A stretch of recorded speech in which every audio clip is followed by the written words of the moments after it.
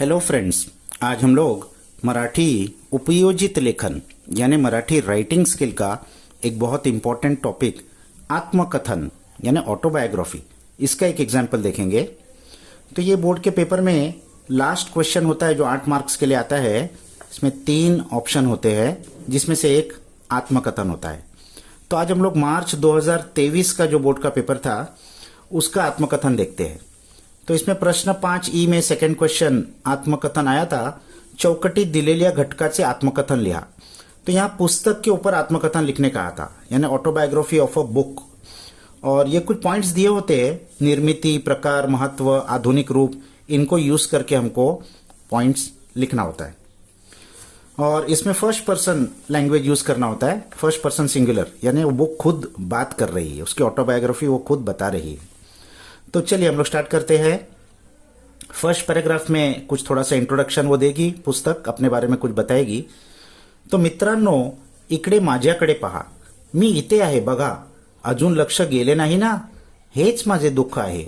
मित्रांनो, मी पुस्तक बोलत आहे, मी एक पुस्तक आहे। मला वाचायला ना तुम्हाला विजेची गरज आहे ना सेल बॅटरीची। तुम्ही मला खुशाल कुठेही केव्हाही वाचू शकता। तुम्ही मला जवळ करताच मी अंतरंग उलगडून दाखवतो। उलगडून याने टू ओपन, अगदी एखाद्या सच्च्या मित्रासारखे। मी तुम्हाला ज्ञान देतो, मनोरंजन करतो, प्रसंगी मार्गदर्शनही करतो। मला वाचून तुम्ही यशस्वी होता, ज्ञानी होता, याचा मला खूप आनंद होतो। यानी कभी कभी एक पॉइंट आनंद दिया होता है, तो पुस्तक को किस बात की खुशी होती है, तो यहाँ वो कवर हो गया। फिर नेक्स्ट पैराग्राफ में उसकी निर्मिती प्रक्रिया, वो कैसा बनी, उसके ऊपर ये पैराग्राफ है। लेखक त्यांचे विचार, कल्पना कागदावर उतरवतात।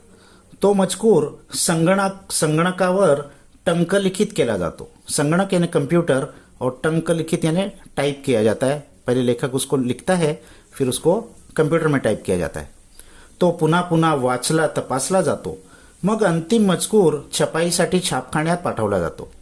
मला व माझ्या शेकडो बांधवांना तेथे छापून शिवलं जातं। आमच्यावर छानसं मुखपृष्ठ चढवलं जातं। मुखपृष्ठ यानी कवर पेज अच्छा चढ़ाया जाता है। आणि मग मी पुस्तक रूपात तुमच्याकडे पहुंचतो। तो ये उसकी निर्माण की प्रक्रिया हो गई। फिर आगे उसके टाइप्स दिया था, प्रकार, उसके ऊपर एक पैराग्राफ बनाया है। कथा, कादंबऱ्या, कविता, नाटकं, चरित्रे, आत्मचरित्रे, प्रवास वर्णन असे माझे अनेक प्रकार आहेत। आता आमची आधुनिक रूपेही बाजारात उपलब्ध आहेत। तुम्ही मला संगणकावर वाचू शकता किंवा डिजिबुक सारख्या माध्यमांतून मला पाहू, वाचू व ऐकूही शकता। तो उसका आधुनिक रूप भी एक पॉइंट दिया था, तो मॉडर्न ज़माने में वो डिजिबुक में भी आ गया है, ये भी टॉपिक कवर हो गया। फिर उसके बाद नेक्स्ट पैराग्राफ में कभी कभी एक पॉइंट आता है खंत, यानी किस चीज़ का उसको अफसोस है। पण अलीकडे तुम्हाला वाचनाची आवडच राहिलेली नाही। मधल्या काळात तुम्ही दूरदर्शन संचाला किंवा संगणकाला चिकटून बसायचात। आता तुम्हाला मोबाईलचे वेड लागले आहे। मोबाईलवर खेळण्यात तुम्ही रमून जाता, त्यामुळे तुमचा वेळ तर वाया जातोच आणि ज्ञानातही काहीही भर पडत नाही। फिर लास्ट पैराग्राफ में कंक्लूड कर रही है, मी तुमच्यासाठी ज्ञानाचा, मनोरंजनाचा खजिना खुला केला, पण तुम्ही हे सारे विसरलात। लोकमान्य टिळक म्हणाले होते, मी नरकातही पुस्तकांचे स्वागत करीन, कारण जेथे चांगली पुस्तके असतात तेथेच स्वर्ग निर्माण होतो। हे आता तरी लक्षात घ्या।